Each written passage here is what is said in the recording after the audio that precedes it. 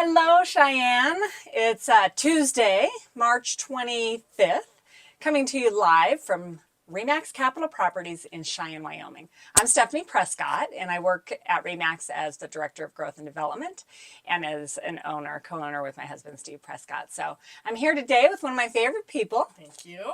I'm Rebecca Hess, and I am an agent here at REMAX Capitol Properties. For how long? 8 over years? 7 years, yeah. 7 years. Yeah. It goes Love it. fast It and it goes goes so slow. fast. I mean, it's just interesting. 7 years. Yeah, and it goes really fast. I was thinking about the other day how much has changed in 7 years, and it's just incredible how fast it goes. It is incredible how fast it goes. And you have, through your time as an agent, you've grown personally and individually. And you had Courtney with you. I did. And she's gone on to be a mom in South Carolina? North Carolina with two adorable little granddaughters. She and Miles. Yes. And then Colin retired from the military and joined you. Yep. But now he's out on his own. And what's he doing? He has an insulation company called Insulation Outfitters, and he is actually busy today working on a house that I'm building, putting insulation in. So nice. Hard. Yeah. That's a built-in benefit there, huh? That's great. Well, great. It's always so much fun to catch up with you. And we just were at the REMAX convention together, and that's always a total joy. But anyway, we were just talking about like what's happening in the community. And I'm not aware of any community events going on this weekend specifically. And I even looked online to see if I found anything, and I didn't. So if you know of any events going on in Cheyenne this weekend, put them in the comments and let us know. Yeah, for sure. But in what we did think about is how all of us are so addicted to our kids' athletics. And so what do you have going on with that right now? Well, my kids, I've only got one left in high school, and she's done with athletics for the season, but I do know that soccer has started, and I've got a couple of friends that I'm going to go watch play. I told them not until it was warm, though, outside. I wasn't going out in the wind. So it'll be over, maybe. Right. I do know Haley and I are going to go out to Torrington on Thursday because their school is doing Fiddler on the Roof, so we're going to go watch that on Thursday. In Torrington. Yeah, that'll be fantastic. Yeah, it'll be fun. Yeah, and I don't currently have an athlete in high school sports at the moment either, but it is track season is starting up. And so Tara's daughter, Taylor, she's big in track and high jump, and she'll do some 400s and things like that. So I sure miss all the track, all the moms, all the families, all the athletes. So much fun. Yeah, and ready for Conrad to be back strong for his senior year. But we did just have within the office an awesome experience for Erin Temple. Oh, yeah. Her daughter, Carson, and her Central Indian tribe, they just won the state championship for basketball. And I mean, it was so cool. And then Amanda Dragert, her daughter's a freshman, so she got to be there and she got to be in those pictures. And so she'll always get to say she was part of a state championship team too. But anyway, congratulations to all those girls and all the parents, because I know that there is so much excitement for all of that. So anyway, again, we're here live at REMAX Capitol Properties and talking about what's happening in the community, what's happening with real estate. So, Rebecca, what are you seeing with buyers right now? What's going on with your buyers? So, I was thinking about this earlier, and I was trying to come up with a way to describe the market without saying roller coaster market, but that's the only thing I can come up with right now. It's a good visual. Right? Because it sounds so cliche, but this last weekend was so interesting. We had a house that came up, and I took in some buyers, and we were gung-ho and put in a great offer, and there was 3 other offers after 3 showings. That's how quick it went. And we, with our great offer, still didn't get the house. And so it a lot of reflection on what we could have done differently or what we need to be looking at. But when I say roller coaster, it seems like in certain price ranges, we're going to see rushes like that, where we have houses come on market and then we have a flood of people coming in. So we're going to be seeing some competitive offers again. So that's the screaming part going down on the roller coaster. That's your visual. Absolutely. And it's very frustrating and can be very challenging, especially for someone who's not familiar with buying houses, a first time home buyer. But then we also have other areas where our price range is different, and those houses may just be sitting. And so buyers are going to have a little bit more negotiating power in that, where they can maybe ask for some closing costs or get some things that they would like from the seller. It's just so different, and I think every week is going to be different. I think we saw such a huge rush this last weekend with multiple offers and things going on off market as fast as they were going on, because interest rates dropped just a tiny bit last week. How much? Not much. I think I think it just dropped, not even I can't even tell you what it was. But I know when I talked to a lender last Friday, he said with those interest rates that they had buyers coming back out of the woodwork like crazy. Good. But then we also heard too, I had read that interest rates we probably will see jump back up a little bit this next week. Okay. However, they're predicting that we'll still have 2 good reductions this year. And so I think we're going to have periods where we're up and down. But man, it was immediate. As soon as those interest rates dropped, we had buyers in that price range. Well, that's good. Coming onto the market. So, yeah. So how do you get your offer? You said that you learn some stuff, and sometimes it won't matter how great your offer is, but what do you tell someone? How do you get them through the emotional side of that? Because it is, like you said, a roller coaster, and all I can think of are those screaming as they go down. Yeah. Absolutely. Well, on this particular house, what happened is we went and saw it, and we got in right away. We're one of the, the second people to show the house, and so we felt like we were in a pretty good position. Let's get an offer in, and I called the agent just to say, hey, we're going to send an offer, and she said, oh, we've already got one, and we probably have another one coming. I couldn't believe it. It was so fast, and so what we had talked about prior to that, I ended up calling back my buyers and saying, okay, here's the situation. Do you guys really want this house, and what are you willing to do to get to it? So in this offer, we ended up doing an escalation clause on it and doing an appraisal gap, and we went over a listing price too and still didn't get the house. So it was very competitive and it was quick. And the agent that listed that home did a great job navigating her sellers through that, and I know my buyers were disappointed, but what I would say and what I've told them is in the price range they're at, in this price range we're talking under $400,000. It is going to be competitive. And so when you go in to put an offer in, we're kind of past that point of asking, I think, for closing costs and asking for concessions. I think you've got to be really serious about what you can and can't do to purchase the home and put it out there. Because it is going to be competitive. So now, that being said, when I talk roller coaster, if we're talking about a new build at $700,000, there's a bunch of them. There's a lot of inventory for that. And so that may not be the same advice I would give a buyer looking for a house in that market. So your buyer that didn't get it, is that a first-time home buyer, or is it a move-up? It's not. It's a move-up. They're actually relocating from out of state and here into Cheyenne and are ready to go. They're pre-qualified with a local lender and ready to go. And now we're kind of feeling that stress a little bit because they've got a home under contract already in Colorado, and so trying to find them something. But it sounds like if anyone knows of something in that price range to call Rebecca. Give me a call. Yeah, absolutely. We're looking. In fact, I thought about I'd start making some cold calls into those neighborhoods that they're really liking and looking for, because we kind of know where they want to end up and what they like, and so we'll see what we can find. But it's and now they know market. What's going on. So that's how you're dealing with your buyers. I know here at REMAX Capitol Properties, first-time home buyers really have a special place in our heart, because what I was able to get as a first-time home buyer and what you and Colin would have gotten as a first-time home buyer, that that's just not feasible today. Absolutely. And we both have kids in that age group, and many of us here have kids in that age group who are considering what it looks like to buy a home.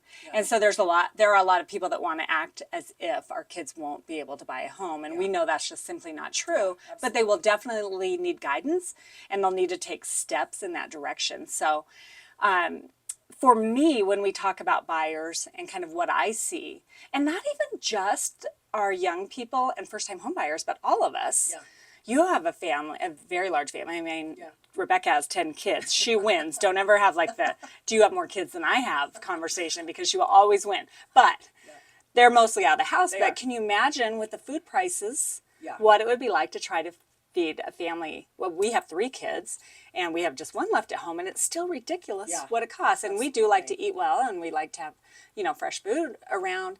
But so that's an important thing for me. And I recently did a Financial Friday video on how do you deal with the grocery prices.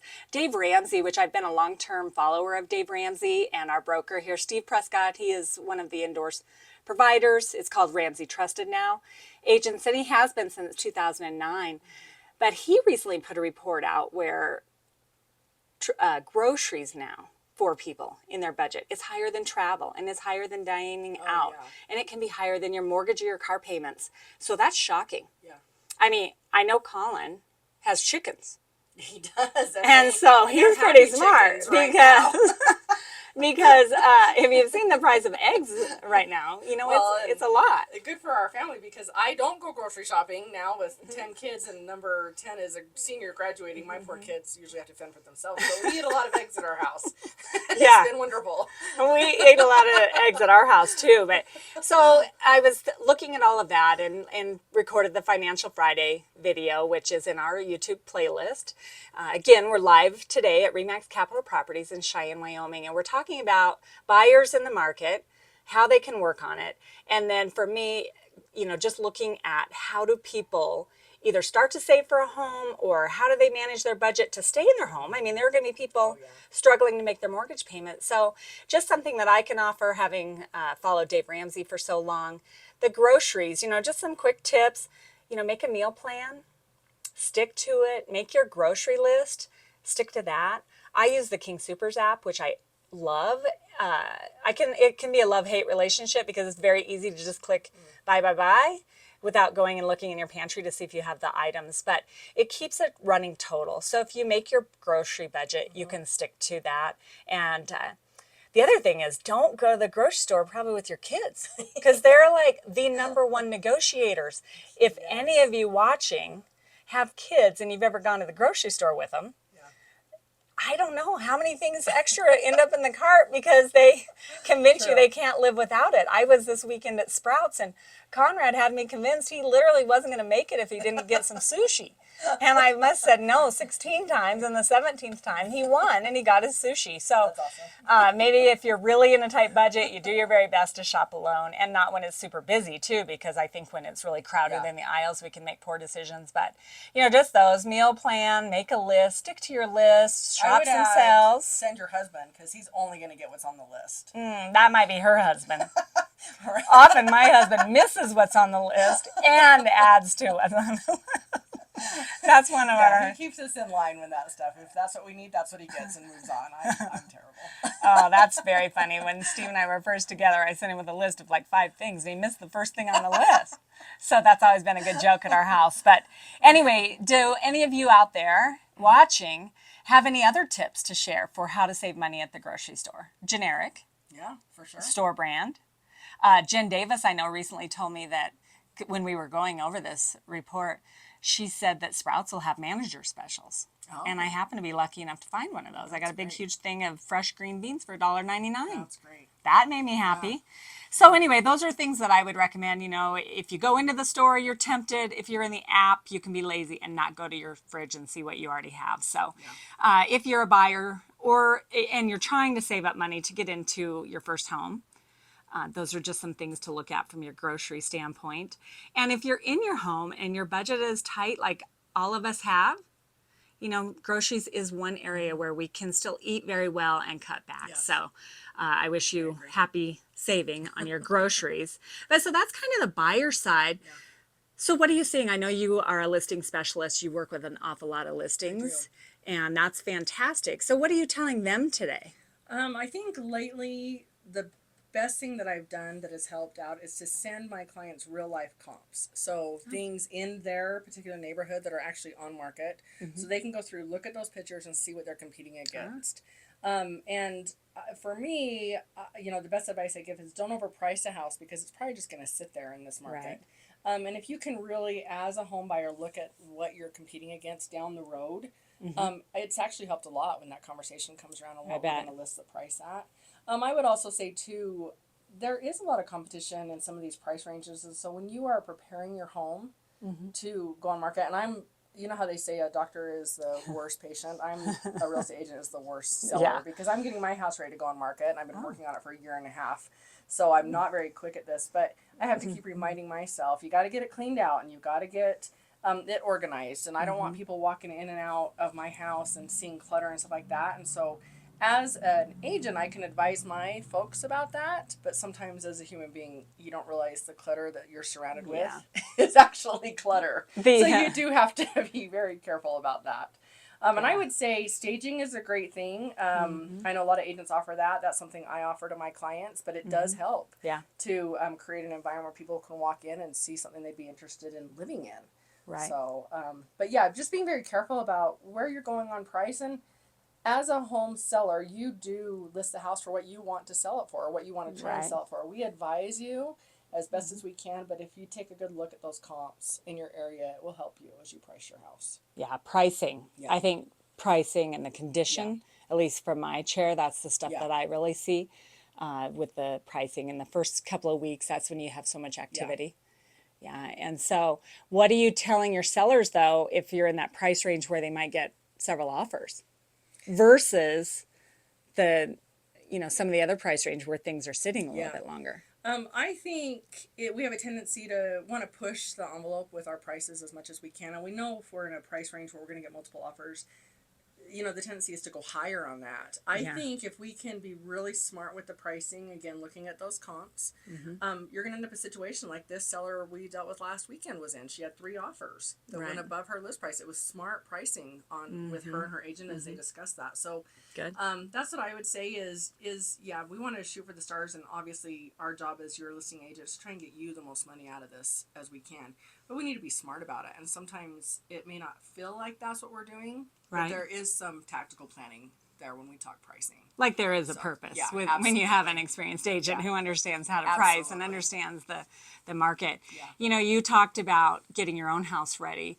I think a lot of the, like in blogs I write and things that I work on, I find that the emotional side of selling is so strong. Steve lost his mom last summer, and my sister-in-law, who's not attached to things, was attached to things. Like it was the emotional side of that, selling for your parent.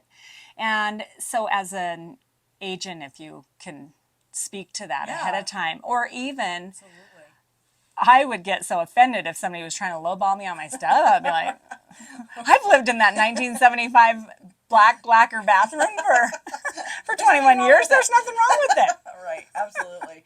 Well, that's something for me, a pride thing. Probably why I've been stalling getting my house on the market, because not only do I have a lot of experience with listing homes, but I know a lot of agents that are coming through my house, and so there's some pride there.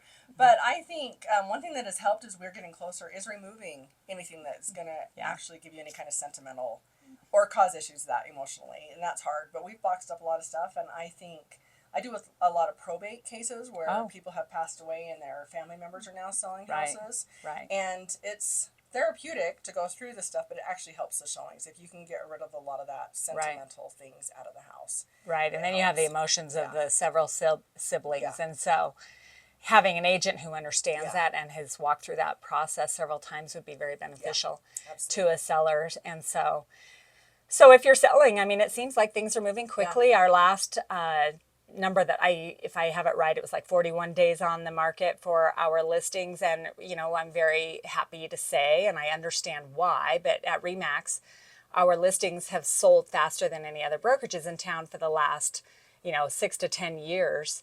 And I say I move it out to 6 to 10 just because the data, the older the data gets, the more it can get kind of muddy. So I try to just stick to the 10, but there's a reason for that, and it is because of the experience and the listing specialists that we have here at REMAX, but also with our global reach and our footprint that we have. We're really able to offer those services to our sellers for their benefit. It really does make a huge difference in the long run. And so those things, understanding the emotions, understanding the pricing, understanding the marketing side of it, and we have very aggressive marketing and it works. Yeah, absolutely. And so you're able to capitalize on that for your sellers. Yeah, the brand is huge, and then not only that, but working with agents that are really in for this for the right reasons. Right. We're here to help people. I mean, there's money involved, obviously, but we're really here to help people, and we've all been through it. Right. So it's a great brand, and definitely proud of what we do. Yeah, I like to see that when you work with people, it's more about helping them. I just talked to one of our agents who said that they told someone they didn't recommend they sell the property, and they said, I don't know if that was the best advice. And I said it was totally the right advice. He would always put that ahead of what's going on. But what are you guys finding out there? Are you nervous to sell your house? The whole lockdown effect. If you have a low interest rate, it's very hard to go to a home that's going to be more than you paid for your current one and at a higher interest rate. And so what are you feeling? You know, we have found some confidence in the market Yes. since the beginning of the year, and it just seems to be ramping up more, and that there are jobs coming here and people moving here, and we have Microsoft and the Meta Center and that new missile overhaul that they're doing at the base, GBSD. I think I have that right. But what else? What else are people moving here for? My folks moved here 1 year ago today.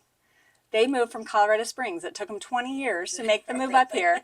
And even with the wind, my mom said how much happier she is being here. So what else? What's bringing you to Cheyenne? Or what are your clients coming to Cheyenne for? I have a couple clients that are retirees moving here. Yeah, they want that's to my retire folks. here. It's a slower pace, I think, than where they're coming from. And yeah, the wind can be a monster, but overall it's fabulous here. We love it here. Yeah, you can tell the wind's been very strong for the last few days because it's been on everyone's mind. But that is what it is. So anyway, we are live at REMAX Capitol Properties in Cheyenne, Wyoming. I'm Stephanie Prescott. And I'm Rebecca Hess. And we've had a great time talking about the community, our buyers, our sellers, how to save some money at the grocery store.